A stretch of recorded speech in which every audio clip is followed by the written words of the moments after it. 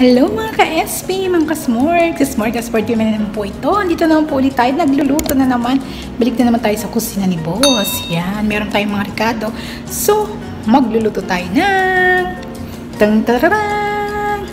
Yes, magluluto na naman tayo ng dait-daitan. Siyempre, yan ang aking cauliflower pizza. Para siyang ketogenic pizza, low carb pizza.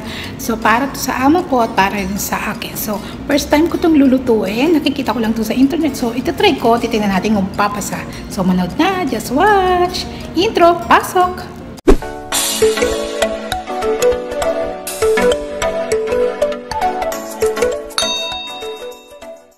Ayan, nandito na naman tayo sa kusina ng aking amo. Nandito na. Papakita ko na sa inyo yung proseso sa paggawa ng cauliflower pizza. Low carb pizza, ketogenic pizza, bahala na kayo kung anong tatawagin nyo. Pero para sa akin, low fat pizza or cauliflower pizza, alin man dun. Basta yun na yun. Go, go, go. Ito na. Mga ingredients, mga proseso. Pasok! Hello na naman po sa inyo. Ito, magluluto na naman po tayo. Nakita nyo yung aking tinadtad na cauliflower. Actually, ginamitan ko siya na Molinex. Hindi yung sponsored Molinex food processor. Dati po kasi ganitong ginamit ko. Ayan. Kaso masyadong time consuming. So, balik na naman tayo dito. Malilito lang mata nyo. Ayan. Balik na naman tayo dyan. Pagkatapos, ito ang the rest of the ingredients. Sa paggawa ko ng cauliflower pizza.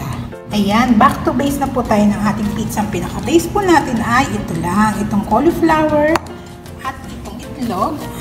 Mozzarella cheese na grated.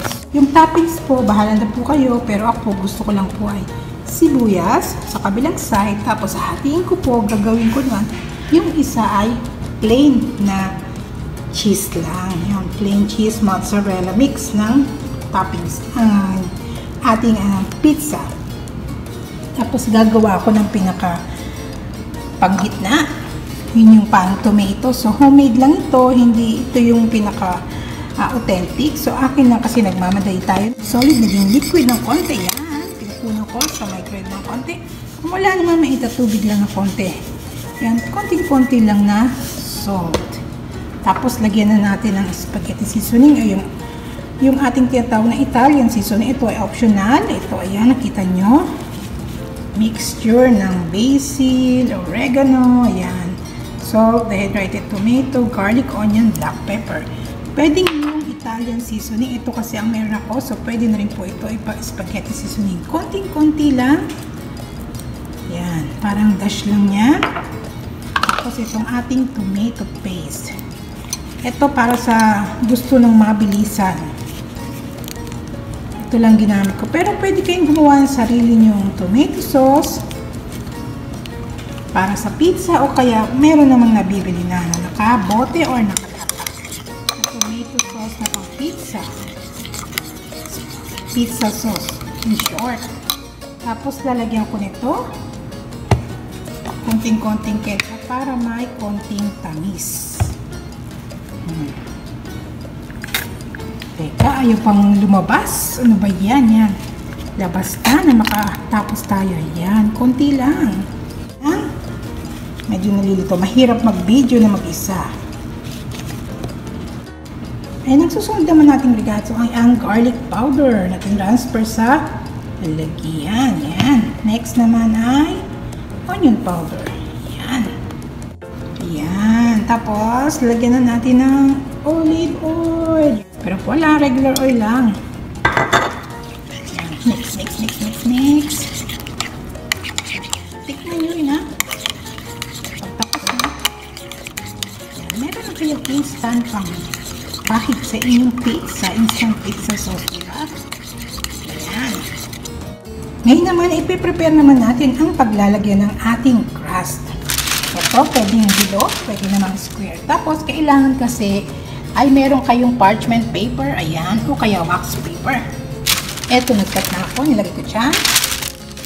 Para hindi kasi dumikit, kasi medyo sensitive ang ating cauliflower pizza. So, next naman natin gagawin ito. Yan. Pipigain natin yan muna.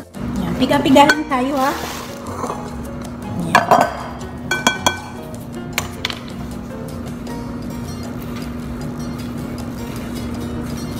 Mas maganda kung meron kayong cheese curd kaso wala. So, pwede na to. Mahalaga mapiga siya.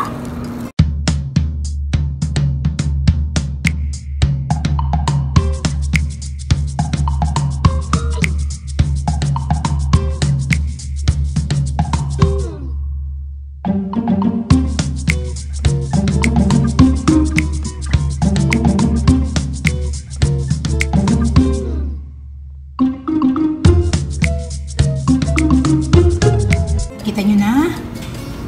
So, magmi-mix-mix na tayo niyan. Lalagyan natin. Papalitan ko naman pala sa inyo yung pinagtabasan ng ating cauliflower. Trabaho lang po ito kasi kailangan isa-isahin natin kasi baka yung mga dumi-dumi pagkakita ng cauliflower. Diba? Yan. So, na tayo sa ating pinigang cauliflower. So, lalagyan natin ng konting seasoning. Itong ating onion. Yan. Garlic. Yan. Tapos, konting salt. Konti lang kasi mayroon ng alat yung ating pangpahid. Tapos, lalagyan na natin isang itlog. So, halo-halo na lang tayo. Halo-haluin natin yan mamaya. Pwede rin mamaya ikamay natin, pero gamit tayo ng gloves. Yan. Next, lalagyan ko naman ng cheese. Ayan, mozzarella cheese grated. Base kasi natin kailangan medyo walang lasa. Tapos, kasi papatungan natin ng iba't ibang mga toppings, di ba? So, ngayon, i-mix na natin. Ayan na po mga ka-SP, i-mix na natin gamit ang ating kamay para magdikit-dikit siya. Siguro much better, dagdagan pa natin ng cheese. Kasi ang cheese nakakatulong para magdikit-dikit ang ating cauliflower. Ayan. Tsaka dadagdagan ko pa ng isang itlog. Teka lang. Ayan, dinagdagan ko pa ng isang itlog. Ayan, mas maiging dalawang itlog kasi depende sa dami ng inyong cauliflower.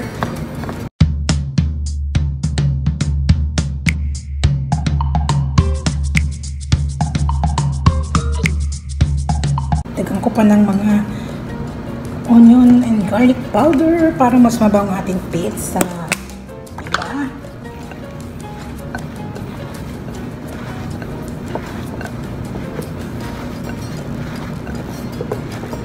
Una muna natin lulutuin ang ating pizza dough. So, ready na natin. Ito nalalagyan ng ilalim nitong ating baking pan ng oil kasi yung ating parchment paper o ating wax paper ay hindi naman, itong purpose natin para hindi diligit. Okay. So, diba? Ganyan. Yan, o. Boom, boom, boom. Actually, siguro mangailangan pa tayo isang baking pan.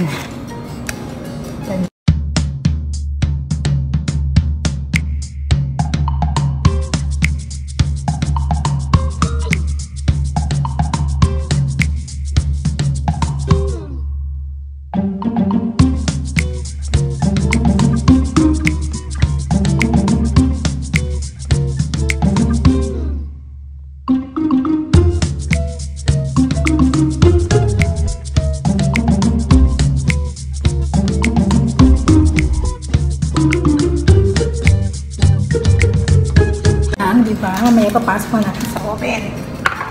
Ito naman tayong isang maliit. Ayan. Tapos isang naman ng paper. Wax paper. Lagyan na naman dyan. Kasi super, meron pa tayong sobro. So, hindi natin sasayangin yan. Gagawin din natin yan.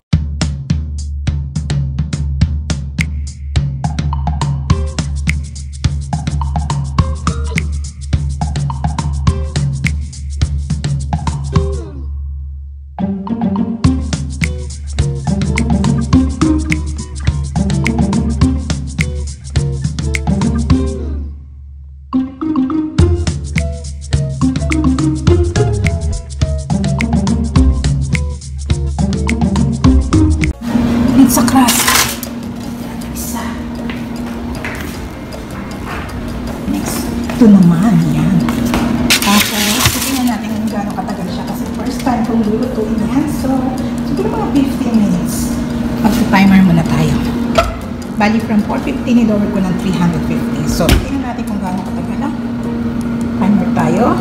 Cooking time. 15. Okay. Yan.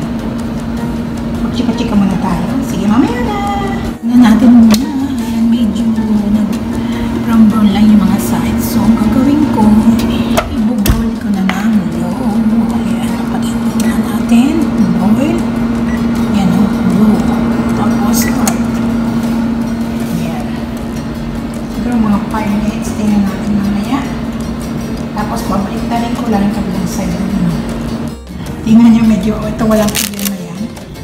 So, babalik na rin na lang natin, okay? Para yung kabilang side naman ng maluto. Yan, sa pagbaliktad, gumamit ako ng isa pa. Tapos, i-flip ko lang. Press ko, ilalagay ko sa kabila. Ayan. Ito diba? Ayan. Ayan na, na-flip ko na. Ito naman, ganun pa rin. Ilalagay ng part ng paper ulit. Tapos, takpan ito. Tapos, i-flip lang. Tapos na. Kita nyo na. Ayan, nakita nyo na mga dear. Lagyan na natin yan ng toppings. Lagyan na ng base. Diba? Yung ating ginawang homemade pizza sauce. Easy-easy. Yan yung ating dress. At dito, toppings. Bahala na kayo kung gusto. Ito gagawin ko lang kasi cheese yung kalahati. May ranch dressing. Mamaya ilalagay ko ang toppings na lang para hindi kasi dito magkalat yung ranch dressing. Dito kasi ilalagay ko na. Ilalagyan ko na ngayon ng mozzarella. Saka itong ranch dressing. Hindi. Pwede na. Diba? Mamaya na lang natin ilagyan na panibagong ranch dressing. Pagluto na. Natin ulit sa oven 450 degrees. Mga pang 10 minutes luto na yan. And habang hinihintay natin maluto ang ating binibake dito sa oven ni Amo. So ayan, nag-clearing na ako. Kaya wala kayong makikitang mga kalat-kalat sa gilid-gilid. So ayan, kunting-kunting init na ako. Gusto ko na rin kumain. Go too much na. Alas 12. Yung time check na is, ayun o, last mag 12:30 na dito, Saudi time. So maya-maya huhusgahan na natin itong niluto na natin. Pero syempre, unang-una na ang Amo ko. Gutom much na. Diba? Yun na. So na, diba? Bahala na kayo kung anong toppings lagay nyo. Yum, yum, yum, yum, yum. Diba? Yum, yum, yum.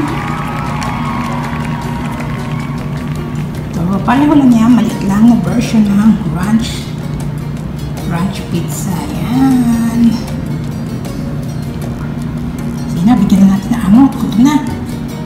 Ayun guys, bibigyan ko na ng pagkain yung aking Amo, yung kanyang favorite na milk tea, homemade milk tea. Tapos ayan, nilagyan ko talaga ng parchment paper, wax paper, saka yung dalawang sauce.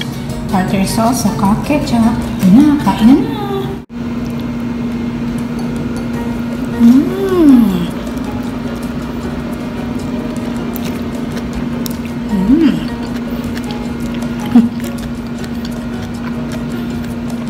Gustong kumain ng pizza pero ayaw ng dough na flour. Ito ang para sa inyo. Cauliflower lang, mozzarella, cheese, and egg. Kahit sa pan o kaya sa regular oven or kahit kung mayroong mga yayamanin may oven, ako nakiki-oven lang, pwede na pa yan doon sa pan. Improvise oven. Meron na kayo homemade, low-fat, veggie pizza. Kaya na!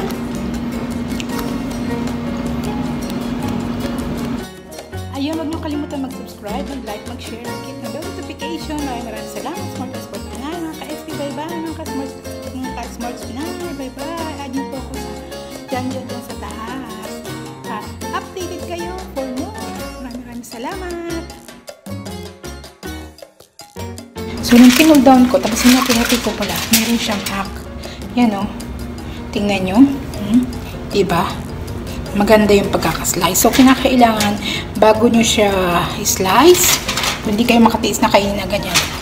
I-cool down nyo muna mga 5 minutes para pag kin-slice nyo yan, maganda pagkakahati, diba? Yan. At saka guys, nakakabusog. Isa pa lang yung kinain ko, busog na ako. Pero gusto ko lang para naman hindi dahil nagluto ako ng sibaw kahapon, yung tinola. So, ayan o. Yan na lang kakainin ko. Higop lang ako ng sabaw para medyo wash out yung kinain ko, diba? So, yun na lang guys. Yan, magka-s'mores.